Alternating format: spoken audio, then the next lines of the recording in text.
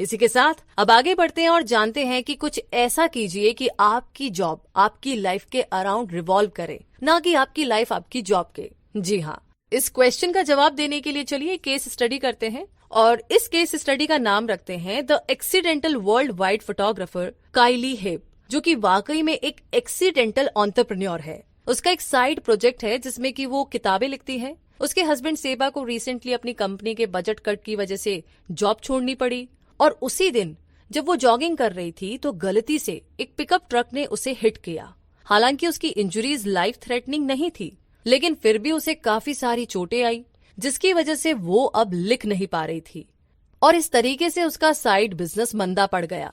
ये पूरा वीक उन दोनों के लिए काफी बुरा गुजरा, तो उन्होंने डिसाइड किया कि एक हनीमून ट्रिप लिया जाए, जो कि उन्होंने आज तक नहीं लिया था, जबकि उनकी शादी को ऑलमोस्ट 3 साल हो चुके थे।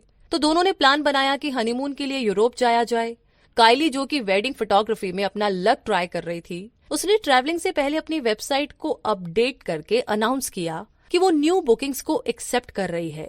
जैसे ही उसने अपनी वेबसाइट में ये लिखा, उसी टाइम उसे एक रिक्वेस्ट आई। इस बात से काइली का कॉन्फिडेंस बढ़ा और अपनी ट्रिप से वापस आते ही उन दोनों ने डिसाइड किया कि वो अपने फोटोग्राफी करियर को अब फुल टाइम जॉब बनाएंगे और ऐसा वो तब तक करेंगे जब तक कि बुकिंग्स आती रहे। और ये उनका लक ही था कि बुकिंग लगातार आती रही और उनका बिजनेस चल पड़ा। उनका ये काम इतना ज्यादा सक्सेसफुल हुआ कि अब वो पर ईयर $90,000 का बिजनेस कर रहे थे।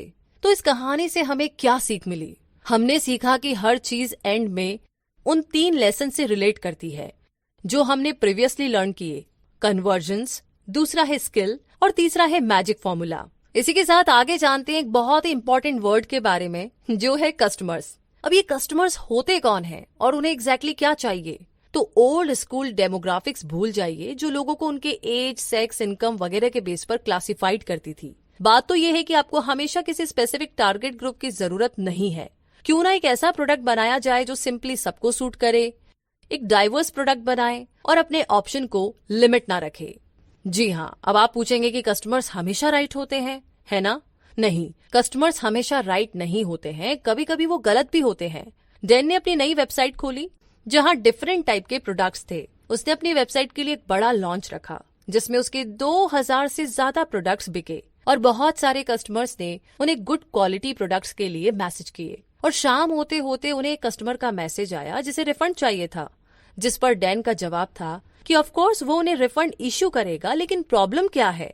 डैन रिफंड का रीजन जानना चाहता था, जिस पर उस कस्टमर ने जवाब दिया कि पहले मुझे कॉल करो, फिर मैं तुम्हें एडवांस दूंगा कि मेरे जैसे कस्टमर को कैसे लूज किया जाता है।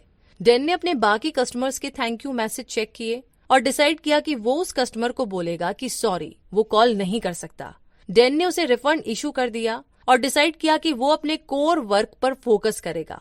बेशक उसे उस कस्टमर की गुड एडवाइस नहीं मिली, लेकिन उसे पता चल चुका था कि अगर कोई एक कस्टमर खुश नहीं है तो उसे रिफंड कर दो, क्योंकि कस्टमर का ओपिनियन हमेशा सही हो ये जरूरी नहीं है। तो चलिए अब आगे बढ़ते हैं और जानते हैं 7 steps to instantly test the market. जी हाँ, सबसे पहले तो आप उन प्रॉब्लम्स को ठीक करने के तरीके ढूंढ लीजिए जो आपके बिजनेस में आएंगे, लेकिन इतना काफी नहीं होगा। इसके लिए आपको बहुत से लोग भी चाहिए जो इस चीज का ध्यान रखेंगे। याद है फर्स्ट लेसन क्या था? जी हाँ, सही कहा आपने, कन्वर्जेंस। दूसरा है कि वो मार्केट इतनी बड़ी तो जरूर होनी चाहिए कि आप वहां पर अपना बिजनेस कर सके। और तीसरा पॉइंट ये है कि ये जरूर शेयर कर ले कि जो भी प्रॉब्लम आप सॉल्व करने की कोशिश कर रहे हैं रियल है या नहीं, या फिर लोग जानते भी है या नहीं कि उन्हें सच में वो प्रॉब्लम है। किसी को ये कन्विंस कराना कि उन्हें कोई प्रॉब्लम है और उसका सोल्यूशन ऑफर करना, दोनों ही बहुत मुश्किल होता है, खास करके तब जब लोगों को उनकी प्रॉब्लम का पता ही ना हो। तो इस बारे में जरूर सोचना होगा। आगे चौथा पॉइंट है कि लोग हमेशा या तो किसी तकलीफ में बेटर फील करने के लिए या फिर अपनी डिजायर पूरी करने के लिए चीजें खरीदते हैं। तो इसीलिए आप अपने बिजनेस को एक ऐसा तरीका बनाएं जो जरूरत के हिसाब से लोगों की मदद कर सके। पांचवा पॉइंट है सोल्यूशन। हमेशा सोल्यूशन के बारे में सोचे और जो भी सोल्यूशन आप निकाले वो बेस्ट होना चाहिए।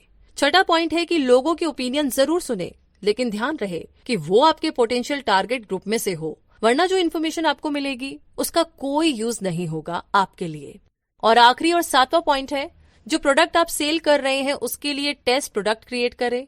लोगों को ये टेस्ट प्रोडक्ट दे करके उनका फीडबैक मांगे।